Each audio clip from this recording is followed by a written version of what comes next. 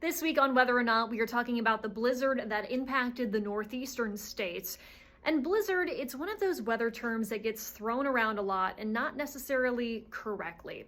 A lot of times people use the word blizzard anytime there's a heavy snowstorm, but it has more to do with the wind. There is a definition or a set of criteria for a blizzard. And here it is: 35-mile-per-hour winds or greater, visibility dropping down to less than a quarter of a mile due to that blowing snow for at least 3 hours. And many of the northeastern states, especially along the coast, really reach that criteria and then some.